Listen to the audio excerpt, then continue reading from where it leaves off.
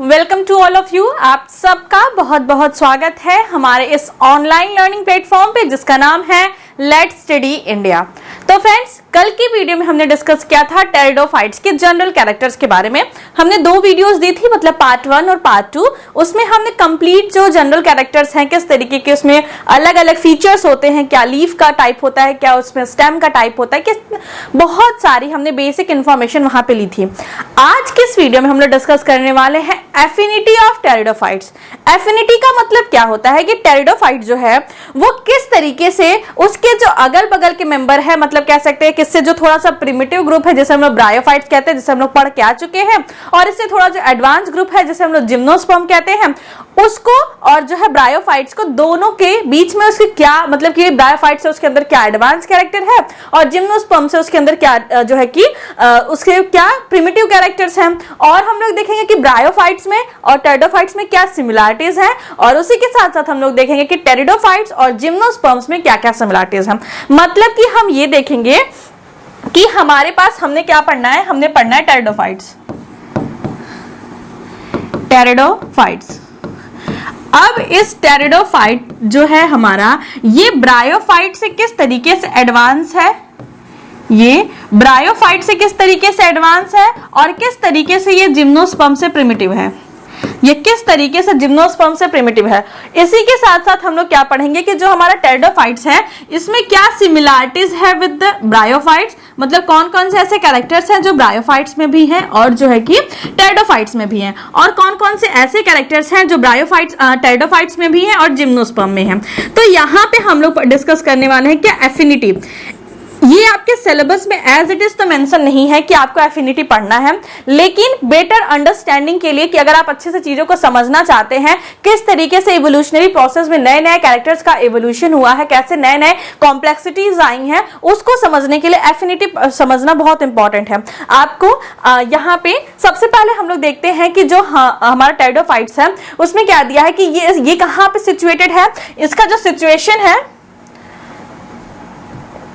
ये देखिए इंटरमीडिएट है। कहां पे इसका जो पोजीशन है वो क्या है, इंटरमीडिएट पोजीशन है between bryophytes and higher vascular plants.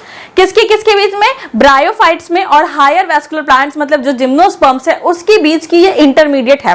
क्योंकि हम लोगों ने पढ़ा था, हम लोगों ने क्या पढ़ा था कि हमने पहले पढ़ा था कि हमारे पास क्या है, एल्गी है, ठीक है। एल्गी से थोड़ा सा एडवांस कैरेक्टर्स क्या है, एडवांस ग्रुप क्या है, ब्रायोफाइट्स। ब्रायोफाइट्स से थोड़ा सा एडवांस कैरेक्टर क्या है, टेरिडोफाइट्स। टेरिडोफाइट से जो एडवांस ग्रुप है वो क्या है, जिम्नोस्पर्म।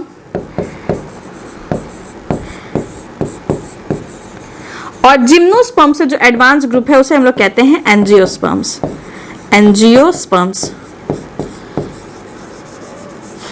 तो ये है हमारा evolutionary point of view, evolutionary जो इवोल्यूशन के थ्रू जो प्लांट किंगडम्स, प्लांट्स जो है, प्लांट्स के जो डिवीजन है, एल्गी, ब्रायोफाइट्स, टेरिडोफाइट, जिम्नोस्पर्म और एंजियोस्पर्म। तो हमारा टेरिडोफाइट्स कहां पे आ रहा है, हमारा टेरिडोफाइट्स आ रहा है यहाँ पे, इस पोजीशन को डिनोट कर रहा है। इसका मतलब कि ये ब्रायोफाइट्स और जिम्नोस्पर्म के बीच में है, और जिम्नोस्पर्म और एंजियोस्पर्म जो है उसे हम लोग कहते हैं कि ये हायर वैस्कुलर प्लांट है, क्योंकि यहाँ पे वैस्कुलर सिस्टम काफी वेल डेवलप होते हैं, प्लांट की हाइट काफी बड़ी होती है। तो ये बात यहाँ पे समझ में आई। सिंपलेस्ट यहाँ पे एम होना चाहिए था, simplest pteridophytes are resemble to foliose bryophytes. इसको हम लोग बाद में देखेंगे।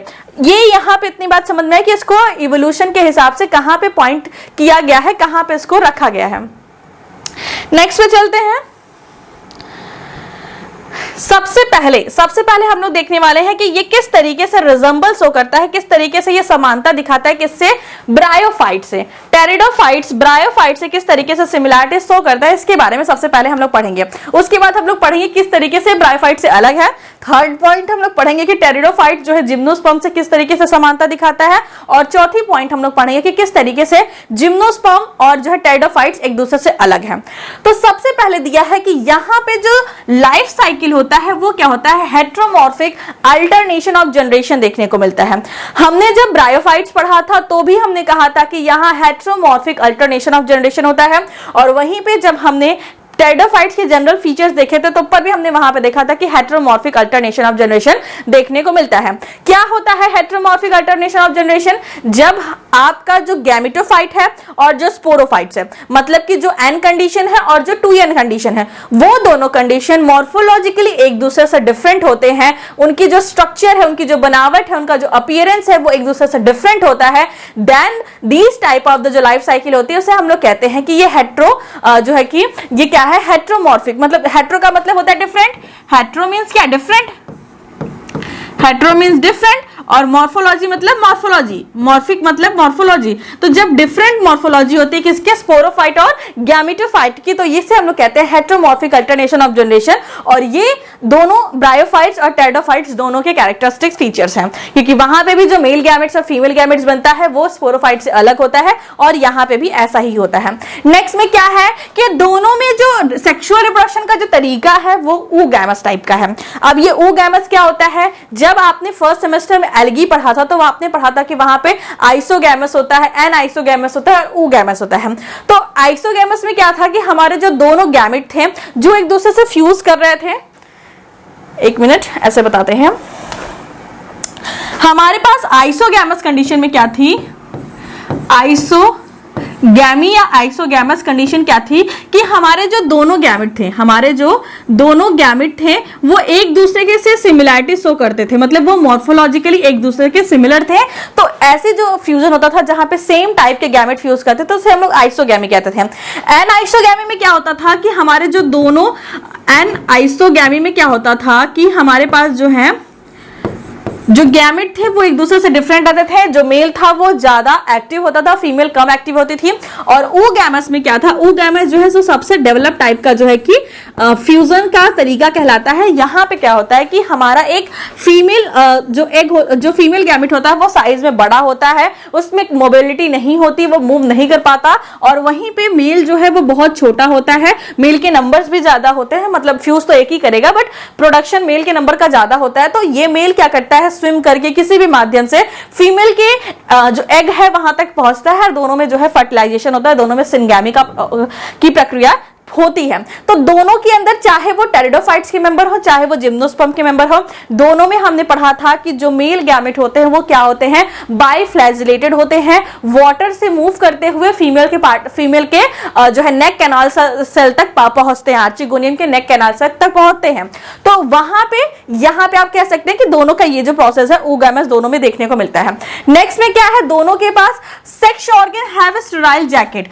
इनका जो सेक्स ऑर्गन होता है, चाहे एंथ्रीडियम हो चाहे आर्चिगोनियम है, इनके चारों तरफ, जैसे आपने जब एंथ्रीडियम या फिर आर्चिगोनियम बनाया था उसमें ब्रायोफाइट्स में, तो आपने कुछ इस तरीके से क्लब लाइक स्ट्रक्चर बनाए थे, आपने कुछ इस तरीके से क्लब लाइक स्ट्रक्चर बनाए थे वहां पे। तो ये जो क्लब लाइक स्ट्रक्चर है इसके चारों तरफ क्या था कि एक स्टेराइल, मतलब कि ऐसी सेल्स जिनका फर्टिलिटी में कोई योगदान नहीं है, ये सिर्फ क्या करने में हेल्प करती है, ये हेल्प करती है प्लांट को, मतलब कि सेक्स ऑर्गन को प्रोटेक्शन प्रोवाइड करती है।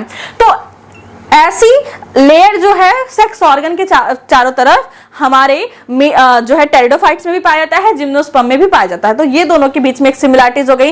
नेक्स्ट सिमिलरिटीज क्या है, male gamete flagellated and motile whereas female is non motile. वही बात oogamous वाली जो बात थी उसी को थोड़ा डिटेल में लिख दिया गया है। oogamous जो है वो एक प्रोसेस है, लेकिन वहां पे जो गैमेट्स होते हैं वहां पे मेल गैमेट जो होता है वो फ्लैजिलेटेड होता है, मूव करता है, और जो फीमेल गैमेट होती है वो नॉन मोटाइल होती है। तो ये आपने ब्रायोफाइट्स में भी देखा है और ये आपने टेरिडोफाइट्स के बीच में भी देखा है। उसके बाद नेक्स्ट में क्या है, water is essential for fertilization. Water जो है वो बहुत इंपॉर्टेंट जो है कि मीडियम है फर्टिलाइजेशन के लिए। बिना वाटर के फर्टिलाइजेशन जो है कि वो पॉसिबल नहीं है, क्योंकि मेल गैमेट जो है वो बाइफ्लैजिलेटेड होता है, उसको फ्लैजिला के हेल्प से जब वो मूव करता है तो उसको मूव करने के लिए कोई मीडियम चाहिए होता है, और water is the best medium. और इसीलिए ये प्लांट्स जो है, चाहे टेरिडोफाइट्स हो चाहे ब्रायोफाइट्स हो, ये मोस्टली मॉइस्ट और सेडी एरिया में मिलते हैं, जबकि ब्रायोफाइट्स तो मेनली जो है कि जो वाटर बॉडीज होती है उनके किनारे किनारे पे मिलता है, जहां पे वाटर आ सके उनके फर्टिलाइजेशन में। नेक्स्ट में क्या है, many pteridophytes are homosporous like bryophytes. अभी आप जब टेरिडोफाइट्स में थोड़ा आगे पढ़ोगे, अभी तक सिर्फ हमने जनरल कैरेक्टर्स पढ़ा है, तो वहां पे आपको एक टॉपिक पढ़ना है हेटेरोस्पोरी एंड सीड हैबिटेट। क्या पढ़ना है? पढ़ना है आपको वहां पे हेटेरोस्पोरी एंड सीड हैबिटेट या सीड हैबिट, ये टॉपिक आपको पढ़ना है इसी सेमेस्टर में। आपकी जो यही यूनिट है टेरिडोफाइट्स, उसमें आगे चलेंगे, एक दो वीडियोस के बाद आपको ये वीडियो देखने को मिलेगी। तो हेटेरोस्पोरी का मतलब क्या है कि जब टेरिडोफाइट्स आप पढ़ते हो ना, तो अभी तक क्या था कि जो भी स्पोर बन रहे थे, जो भी स्पोर्स बन रहे थे, वो सारे के सारे स्पोर्स क्या थे, सेम साइज के थे। जब हमने जनरल कैरेक्टर्स पढ़े थे तो हमने दो प्रकार के अल्टरनेशन ऑफ जनरेशन पढ़ी थी। एक क्या थी, होमोस्पोरस, जो मेंबर्स थे वो होमोस्पोरस वाले थे, उनकी अल्टरनेशन ऑफ जनरेशन पढ़ी थी, और दूसरी क्या पढ़ी थी, हेटेरोस्पोरस की पढ़ी थी। तो हेटेरोस्पोरी में क्या होता है कि दो प्रकार के स्पोर्स बनते हैं। एक स्पोर्स क्या होते हैं, साइज में छोटे होते हैं, और एक स्पोर्स क्या होते हैं, साइज में बड़े होते हैं।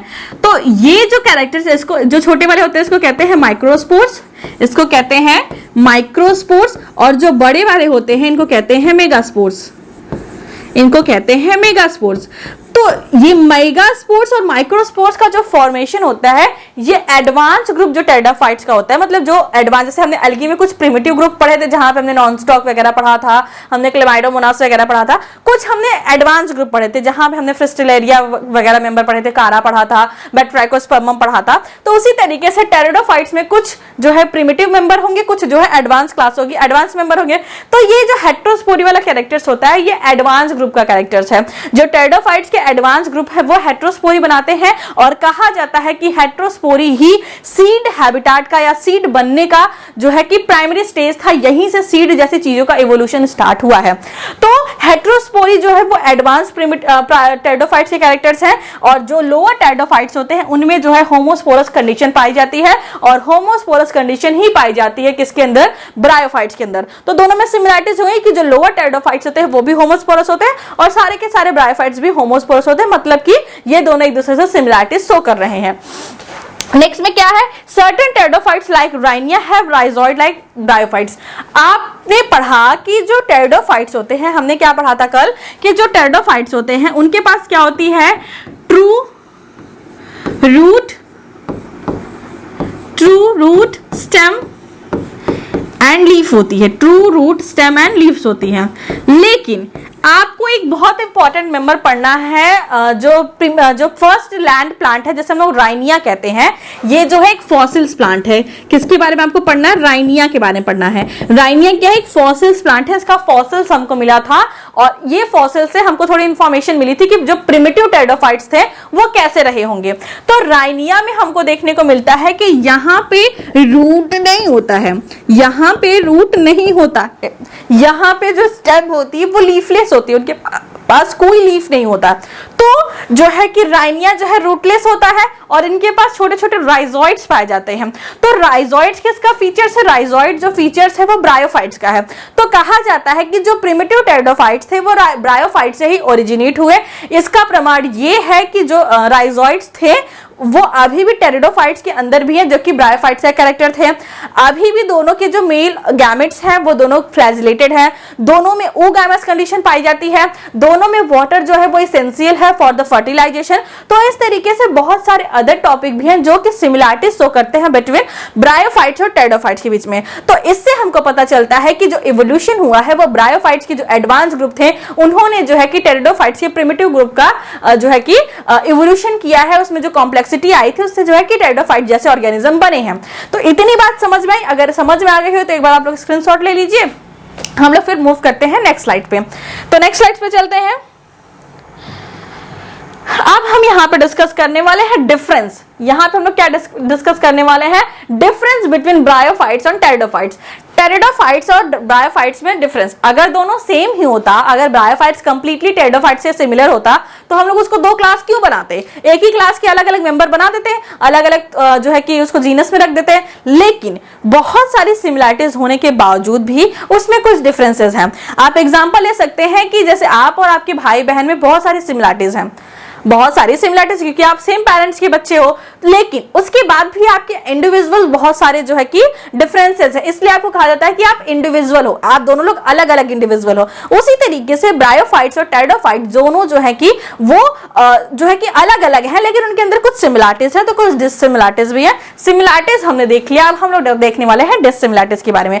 सबसे पहले क्या है, main plant body is diploid in pteridophytes while gametophytes in bryophytes. अब इसका क्या मतलब है, जब हमने जनरल कैरेक्टर्स पढ़ा था तो मैंने आपको बताया था कि किस तरीके से जो है कि गैमेटोफाइट्स पहले डोमिनेंट था, फिर धीरे धीरे गैमेटोफाइट और स्पोरोफाइट ने इक्वली जो है कि पार्टिसिपेट किया, उसके बाद गैमेटोफाइट्स का और रिडक्शन होता गया और स्पोरोफाइट अपने आप को डोमिनेंट बनाता गया और गैमेटोफाइट जो है वो उसका रिडक्शन होता गया और वो बहुत एक शॉर्ट टाइम पीरियड के लिए एंजियोस्पर्म और जिम्नोस्पर्म में देखने को मिलता है। तो वही चीज यहाँ पे दी है कि जो ब्रायोफाइट्स है, जो आपका ब्रायोफाइट्स है, वो ब्रायोफाइट्स में जो मेन प्लांट बॉडी होती है, क्या होती है, मेन प्लांट बॉडी मतलब आपको जो थैलॉइड या फोलियोज देखने को मिलता है वो क्या होता है, उसकी गैमेटोफाइट वो जो कंडीशन होती है वो क्या होती है, गैमेटोफाइटिक कंडीशन होती है, मतलब कि वो हैप्लॉइड कंडीशन होती है, गैमेटोफाइटिक कंडीशन होती है। और वहीं पे जो हमारा टेरिडोफाइट्स है, जो हमारा टेरिडोफाइट्स है, इसमें क्या होता है कि जो मेन प्लांट बॉडी होती है, मेन जो आपको प्लांट बॉडी देखने को मिलती है, वो प्लांट बॉडी क्या होती है, वो प्लांट बॉडी होती है आपकी स्पोरोफाइटिक, वो जो है डिप्लॉइड्स होती है, स्पोरोफाइटिक होती है। मेन प्लांट बॉडी क्या होती है, डिप्लॉयड होती है, वो क्या होती है, स्पोरोफाइटिक होती है। तो ये पहला डिफरेंस है और ये बहुत बड़ा डिफरेंस है, क्योंकि अभी तक क्या हमने देखा था कि चाहे अलगी हो चाहे ब्रायोफाइट्स हो, जो मेन प्लांट बॉडी बन रही थी वो क्या थी, मतलब गैमेटोफाइट थी। लेकिन अब हमने देखा कि जो मेन प्लांट बॉडी है वो क्या है, स्पोरोफाइटिक है, वो 2n कंडीशन में है और गैमेटोफाइटिक जो है एक शॉर्ट टाइम पीरियड के लिए बनेगा। लेकिन ये जो है पहली डिससिमिलरिटीज है। दूसरा क्या है, plant body of the pteridophytes is differentiated into root, stem and leaf. जो प्लांट बॉडी है टेरिडोफाइट्स की, उसमें क्या है कि ट्रू रूट, स्टेम और लीफ जैसे स्ट्रक्चर देखने को मिलते हैं। थैलॉइड वाला किस्सा खत्म, थैलॉइड वाली बात वहां तक खत्म हो गई ब्रायोफाइट्स तक। अब यहाँ पे जो है ट्रू रूट, स्टेम और लीफ जैसे बातें स्टार्ट हो जाएंगी। लेकिन हमारा जो ब्रायोफाइट्स था उसमें क्या था, चाहे वो थैलॉइड था चाहे वो फोलियोज था, चाहे वो थैलॉइड था चाहे वो फोलियोज कंडीशन में था। एक minute, we change the colour. Okay, उसके बाद क्या है, the vascular system of pteridophytes is well developed. जो वेस्कुलर सिस्टम है टेरिडोफाइट्स का वो वेल डेवलप्ड है। अभी तक ब्रायोफाइट्स में तो वेस्कुलर सिस्टम हमने देखा नहीं था। ब्रायोफाइट्स में किस चीज का एवोल्यूशन हुआ था, वहां पे एवोल्यूशन हुआ था एम्ब्रियो का। अब टेरिडोफाइट्स में किस चीज का एवोल्यूशन हो रहा है, यहाँ पे एवोल्यूशन हो रहा है किसका, वेस्कुलर सिस्टम का। जिम्नोस्पर्म में एवोल्यूशन होगा किसका, सीड का, और उसके बाद एंजियोस्पर्म में एवोल्यूशन होगा फ्रूट का। तो यहाँ पे वेल डेवलप क्या होते हैं, यहाँ पे वेल डेवलप आपको देखने को मिलेंगे जो है कि वेस्कुलर सिस्टम। और ये वेस्कुलर सिस्टम जो है कि इसमें जाइलम और फ्लोएम प्रेजेंट होंगे, मतलब वेल डेवलप होगा तो जाइलम फ्लोएम तो प्रेजेंट होंगे ही। और इसके बाद इसी के जो अगेंस्ट में हम लोग अगर ब्रायोफाइट्स के देखें तो उसके पास कोई भी वेस्कुलर सिस्टम नहीं होता। ये दोनों के बीच में डिससिमिलरिटीज है। नेक्स्ट में क्या है, vegetative reproduction is more in bryophytes than pteridophytes. जो वेजिटेटिव रिप्रोडक्शन का जो तरीका है, जो वेजिटेटिव रिप्रोडक्शन होता है वो ब्रायोफाइट्स में मोर कॉमन है। टेरिडोफाइट्स में उतना अलग अलग तरीके से, उतनी ज्यादा कॉम्प्लेक्सिटी से, उतनी ज्यादा कॉमन वे में जो है कि वेजिटेटिव रिप्रोडक्शन नहीं होता है। ये सेक्सुअल रिप्रोडक्शन को ज्यादा प्रेफर करते हैं।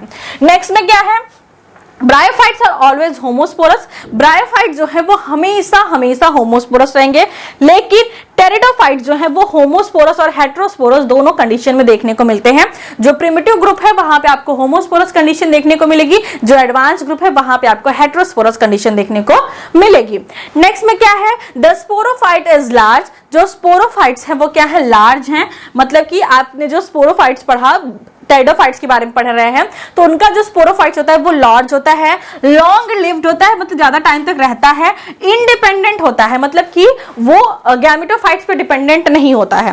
मतलब कि जो अभी तक हमने क्या पढ़ा था ब्रायोफाइट्स में, कि वहां पे जो स्पोरोफाइट थे वो बहुत कम टाइम पीरियड के लिए बन रहे थे, बहुत छोटे से थे। आपने सिर्फ फूड सीट और कैप्सूल पढ़ा था। और दूसरी बात ये कि वो अपने न्यूट्रिशन के लिए, अपने वाटर के लिए प्लांट मतलब गैमेटोफाइटिक के ऊपर डिपेंडेंट थे। ये चीजें हमने ब्रायोफाइट्स में पढ़ी थी, लेकिन जब हम पढ़ रहे हैं किसके बारे में, टेरिडोफाइट्स के बारे में, तो यहाँ पे जो स्पोरोफाइट्स होता है वो लॉन्ग लिव्ड होता है।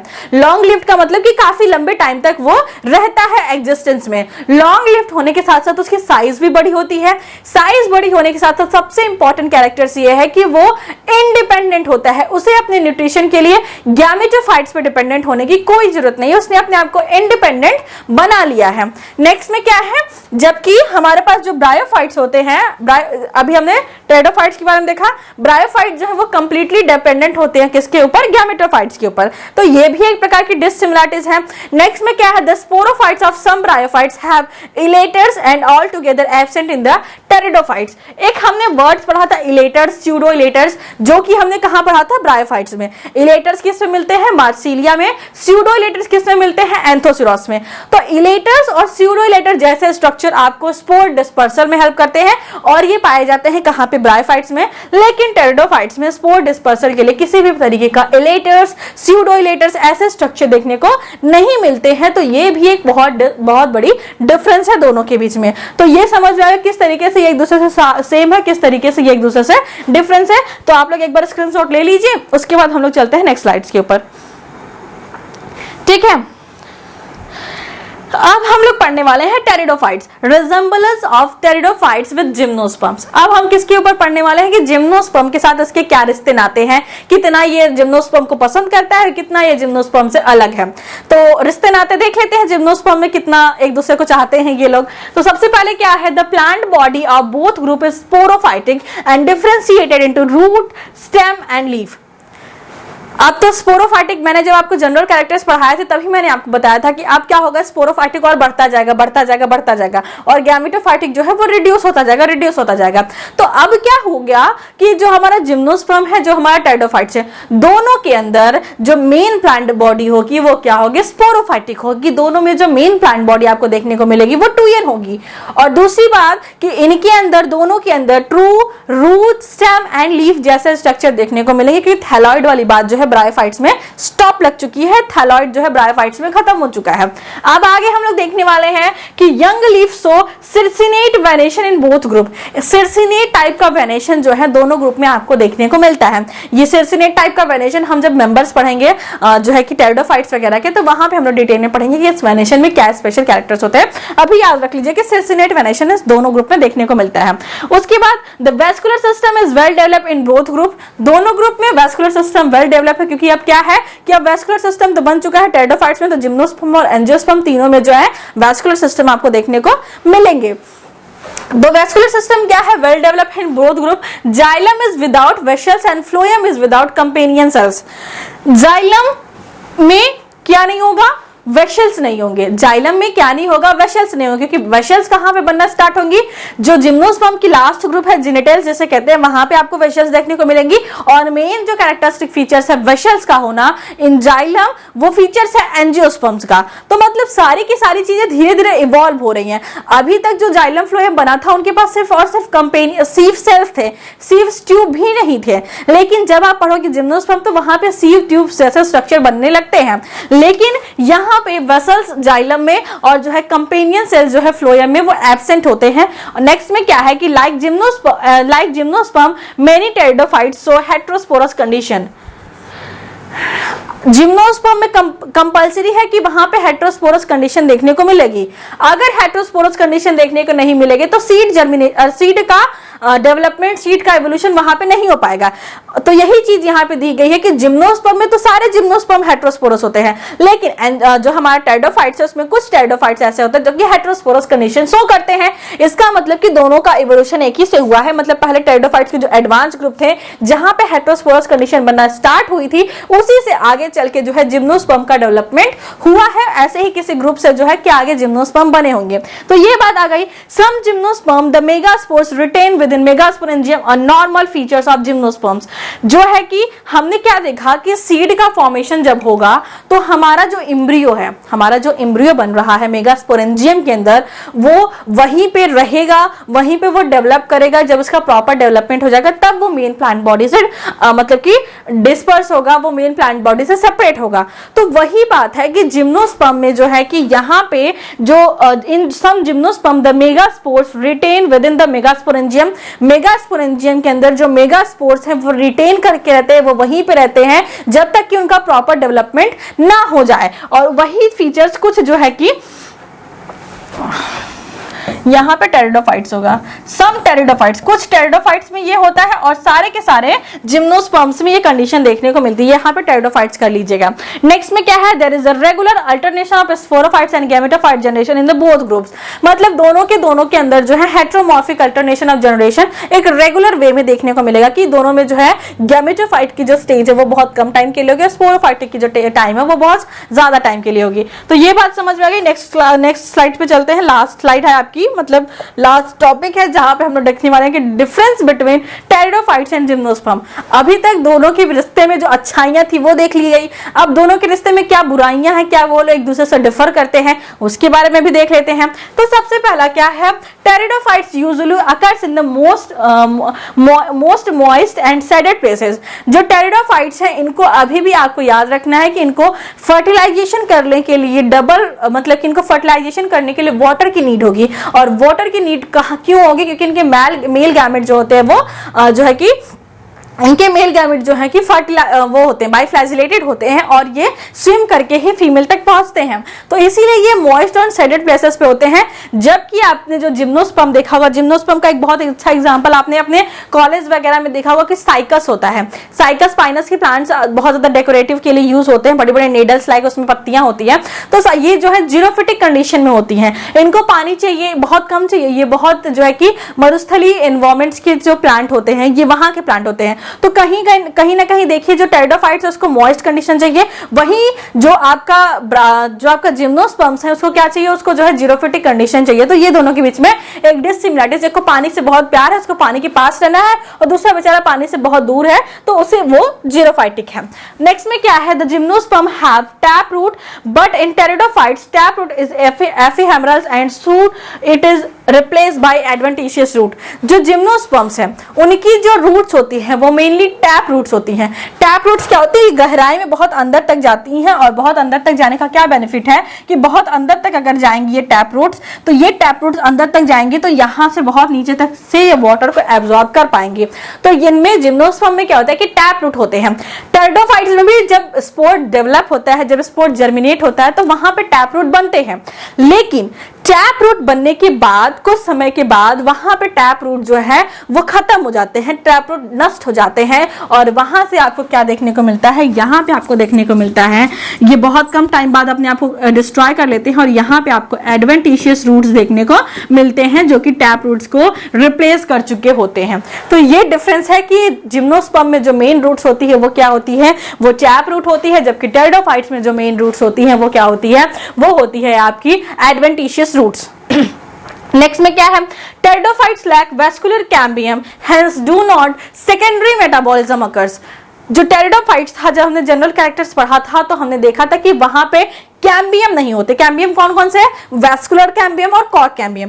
तो अगर कैम्बियम प्रेजेंट नहीं होंगे तो वहां पे क्या नहीं होगा, वहां पे सेकेंडरी जो है कि वहां पे सेकेंडरी जो ग्रोथ होती है, जो ग्रोथ गर्थ में होती है, जो ग्रोथ डायामीटर में होती है, वो वाली ग्रोथ वहां पे नहीं होगी। लेकिन जिम्नोस्पर्म में कैम्बियम प्रेजेंट होता है जिसकी वजह से वो अपने गर्थ में ग्रोथ करती है और उसके प्लांट जो है वो काफी मोटे मोटे होते हैं, उसकी स्टेम काफी मोटी होती है क्योंकि वहां पे कैम्बियम प्रेजेंट होता है। और कैम्बियम के प्रेजेंस होने की वजह से वहां पे सेकेंडरी ग्रोथ होती है। जब हम लोग प्लांट एनाटॉमी पढ़ेंगे जो कि आपको इसी सेमेस्टर में पढ़ना है, तो वहां पे हम लोग डिटेल में स्टडी करेंगे कि प्लांट सेकेंडरी ग्रोथ क्या होते हैं, किस तरीके से प्लांट सेकेंडरी ग्रोथ करता है, क्या क्या प्रोसीजर होते हैं, कहां पे जो है सेल्स की डिवाइड होते हैं, वो सारी चीजें हम लोग वहां पे पढ़ेंगे। अभी बस ये समझिए कि कैम्बियम बहुत इंपॉर्टेंट है, जो कि यहाँ पे जैसे कि जाइलम फ्लोएम में इस तरीके से पैचेस प्रेजेंट है। मान लीजिए कि ये पैचेज है जाइलम के और ये पैचेज है फ्लोएम के। तो जाइलम फ्लोएम के पैचेज के बीच में यहाँ पे जो है कि कैम्बियम प्रेजेंट होता है और ये कैम्बियम बहुत इंपॉर्टेंट है सेकेंडरी ग्रोथ के लिए। अगर कैम्बियम एब्सेंट है तो सेकेंडरी ग्रोथ नहीं होगा, अगर कैम्बियम प्रेजेंट है तो ही सेकेंडरी ग्रोथ पॉसिबल है। तो सेकेंडरी ग्रोथ के लिए कैम्बियम चाहिए, जो कि जिम्नोस्पर्म में तो है पर टेरिडोफाइट्स में नहीं है। उसके बाद क्या है, in archegoniates and pteridophytes have neck canal cells. हमारा जो टेरिडोफाइट्स के जो आर्चिगोनियम है, मतलब जो फीमेल सेक्स ऑर्गन है, उनके पास क्या होती है, नेक कैनाल सेल्स होती है, जबकि जिम्नोस्पर्म में नेक कैनाल सेल्स एब्सेंट होती है। जिम्नोस्पर्म के पास नेक कैनाल सेल्स जैसे स्ट्रक्चर्स नहीं होते हैं। नेक्स्ट में क्या है, in homosporous pteridophytes the development of the gametophytes in initiated after the dispersal of spores from the sporangium, but in gymnosperm the female gametophyte develop from the female gametophytes inside the archisporium which is permanently attached to the sporophytes। इसमें ये दिया है कि जो आपका homosporous condition है इन pteridophytes, वहां पे जब स्पोर का डिस्पर्सल हो जाता है, होमोस्पोरस कंडीशन में जब स्पोर का डिस्पर्सल हो जाता है, उसके बाद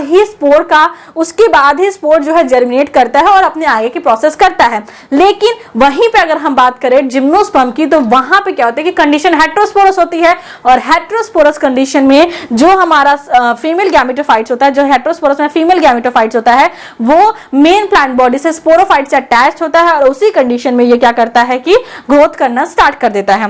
नेक्स्ट में क्या है, microspore liberated from the male gametophytes. इसमें क्या है, माइक्रोस्पोर जो है वो मेल गैमेटोफाइट से लिबरेट होते हैं, मतलब मेल गैमेटोफाइट से माइक्रोस्पोर निकलते हैं और फीमेल तक पहुंचते हैं, वहां पे उसके बाद जो है डेवलपमेंट होती है। तो ये है आपकी लास्ट स्लाइड्स, मतलब लास्ट टॉपिक। इसमें कुछ टॉपिक्स कुछ जो है पॉइंट्स और हैं। क्या है कि इन gymnosperm the pollen grain give rise to pollen tube on the germination but no such structure is found in the pteridophytes। अब ये क्या बात हो गई, तो बात ये है कि अगर आप जब जिम्नोस्पर्म पढ़ेंगे तो जिम्नोस्पर्म का मान लो कि ये पोलन ग्रेन है, जिम्नोस्पर्म का ये मान लो पोलन ग्रेन है, और इस तरीके से मान लो कि ये फीमेल के जो है कि फीमेल के स्टिग्मा पर पहुंच चुका है, फीमेल के स्टिग्मा लाइक स्ट्रक्चर पे जो है पहुंच चुका है।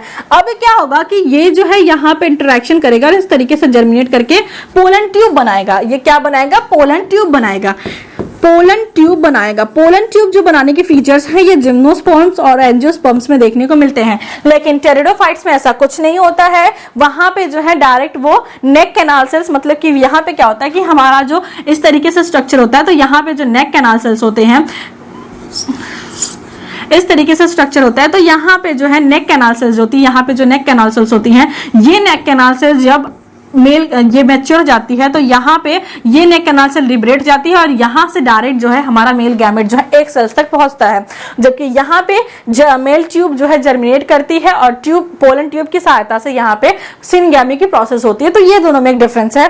नेक्स्ट में क्या है, in gametophytes pteridophytes is independent on the sporophytes whereas dependent on the sporophytes of the gymnosperm। यहाँ पे ये चीज लिखा गया है कि जो हमारा जिम्नोस्पर्म्स है, मतलब पहले हम टेरिडोफाइट्स को देखते हैं कि टेरिडोफाइट्स में अभी तक तो हम लोग बात कर रहे थे कि स्पोरोफाइट्स किस पे डिपेंड है, किस पे नहीं डिपेंड है। अब हम लोग बात करेंगे कि क्या गैमेटोफाइट्स भी किसी के ऊपर डिपेंड है। जब हम बात करेंगे टेरिडोफाइट्स के बारे में, तो यहाँ पे जो हमारा गैमेटोफाइट्स है, जो हमारा गैमेटोफाइट है और जो हमारा क्या है टेरिडोफाइट्स, चाहे गैमेटोफाइट्स हो चाहे टेरिडोफाइट्स हो, दोनों क्या होते हैं, दोनों इंडिपेंडेंट, दोनों जो है कि इंडिपेंडेंट होते हैं, दोनों स्वतंत्र होते हैं, इंडिपेंडेंट होते हैं। मतलब जैसे आजकल की सोसाइटी में मेल्स भी जॉब कर रहे हैं, फीमेल्स भी जॉब करते हैं, इकोनॉमिकली दोनों क्या है, इंडिपेंडेंट है। वो अपने एक्सपेंसेस खुद कैरी कर सकती है और मेल भी अपने एक्सपेंसेस खुद कैरी कर सकता है। लेकिन पहले के कंडीशन में ऐसा नहीं था, घर का काम फीमेल्स करती थी और बाहर का काम जो जॉब वगैरह है, जो इकोनॉमिक वैल्यू वाली चीजें होती, जो पैसा कमाने वाला काम था, वो मेल सेक्टर का था। तो इस तरीके से कहीं ना कहीं फीमेल जो है, अगर इकोनॉमिकली बात हुई तो फीमेल जो है वो मेल के ऊपर डिपेंडेंट होती थी, और वहीं पे अगर घर की किसी काम की बात है, मान लो खाना वाना खाने की बात है, खाना बनवाने की बात है, कुछ अच्छा खाने की बात है, तो मेल जो है वो फीमेल पर डिपेंड रहता था। लेकिन अभी क्या है, दोनों लोग सेल्फ इंडिपेंडेंट है, वो भी इकोनॉमिकली काम, मतलब कि वो भी जॉब कर रहे हैं, वो भी पैसा कमा रहे हैं दोनों लोग, और दोनों लोग घर के काम भी कर रहे हैं। तो इस तरीके से दोनों जो है इंडिपेंडेंट है। तो ये लोगों ने कहां से सीखा, ये लोगों ने सीखा टेरिडोफाइट से। अब बात आती है जिम्नोस्पर्म से। जिम्नोस्पर्म्स में क्या है कि हमारा जो गैमेटोफाइट्स है, जिम्नोस्पर्म में क्या है, जो हमारा गैमेटोफाइट्स है वो डिपेंडेंट है किसके ऊपर, gametophyte dependent upon sporophytes, gametophytes dependent upon sporophytes. अभी तक क्या था कि स्पोरोफाइट्स गैमेटोफाइट्स पे ऊपर डिपेंडेंट था, अब क्या हो गया कि गैमेटोफाइट्स स्पोरोफाइट्स के ऊपर डिपेंडेंट हो गया। तो वक्त बदलते देर नहीं लगती, जब ब्रायोफाइट्स कंडीशन था तो क्या हो रहा था कि स्पोरोफाइट जो है वो अपना खाना गैमेटोफाइट से ले रहा था, स्पोरोफाइट बेचारा कुछ नहीं कर पाया था। फिर स्पोरोफाइट्स ने बहुत सारी मेहनत की, फिर उसने क्या किया, गैमेटोफाइट्स के बराबर हुआ। जैसे हमारे क्लास में क्या होता है कि मान लो कि कोई ऐसा स्टूडेंट है जो कि बहुत मॉडरेट है, बहुत जो है कि कह सकते हैं कि मीडियोकर है, और एक बहुत टॉपर स्टूडेंट है। अब क्या करेगा कि मीडियोकर को लगेगा कि यार मुझे हर बात इसके ऊपर डिपेंड होना था, अपना नोट्स वगैरह इससे मांग के बनाना पड़ता है। तो अब उसने क्या किया कि उसने मेहनत करना स्टार्ट किया। अब क्या हुआ कि जो टॉपर बच्चा था, जो मीडियोकर बच्चा था, दोनों ने क्या किया, इक्वल नंबर लाने स्टार्ट किए, दोनों ने इक्वल पढ़ाई स्टार्ट की, दोनों का नॉलेज का लेवल जो है इक्वल हो गया। अब क्या है कि टॉपर्स तो अपने आप को लगता है कि उनको हम टॉपर्स हैं, लेकिन मीडियोकर ने उसने अपने कंटिन्यूअस मेहनत करते रहा। अब एक टाइम आ गया कि जो टॉपर बच्चा था क्लास का, उसको मीडियोकर से हेल्प लेने की जरूरत पड़ी। अब वो क्या है, मीडियोकर के ऊपर डिपेंडेंट है। तो वही चीज आपको देखने को मिलेगी जब आप ब्रायोफाइट्स पढ़ रहे थे, तो जो स्पोरोफाइट था वो गैमेटोफाइट्स के ऊपर डिपेंडेंट था। जब आपने टेरिडोफाइट्स पढ़ा था, दोनों के दोनों जो है इक्वल साइज पे आ गया। अब जब आप जिम्नोस्पर्म पढ़ेंगे तो हमारा जो गैमेटोफाइट्स है वो नीचे आ गया, मतलब वो डिपेंडेंट होगा किसके ऊपर, स्पोरोफाइट्स के ऊपर, क्योंकि स्पोरोफाइट्स ने अपने आप को बढ़ाया है, उसने अपने आप को रिड्यूस होने से बचाया है। जबकि गैमेटोफाइट जो है वो डायरेक्टली रिड्यूस होता गया, उसका नंबर कम होता गया, उसकी फंक्शनल जो है कि वो कम होते गए। तो ये था कंप्लीट एफिनिटी किसके बारे में, एफिनिटी जो है कि हमने जस्ट देखा किसके बारे में, ब्रायोफाइट जो है वो किस तरीके से हमारे जिम्नोस्पर्म से सिमिलैरिटीज डिसिमिलैरिटीज शो करते हैं, और जो है टेरिडोफाइट से ब्रायोफाइट्स किस तरीके से सिमिलैरिटीज डिसिमिलैरिटीज शो करते हैं। तो इसके बारे में हमने कंप्लीट डिस्कशन किया। आई होप कि आपको वीडियो पसंद आया होगा। अगर पसंद आया है तो यहाँ तक देखा है तो पसंद आया ही होगा, तो फ्रेंड सर्कल्स में शेयर भी कर दीजिए और उनको भी बताइए कि यहाँ पे सेमेस्टर की क्लासेस चल रही है, और अपने दोस्तों को भी यहाँ पे लेके आइए। So thanks for watching this video. मिलते हैं नेक्स्ट वीडियो में, तब तक पढ़ाई करते रहिए। All the very best and be happy.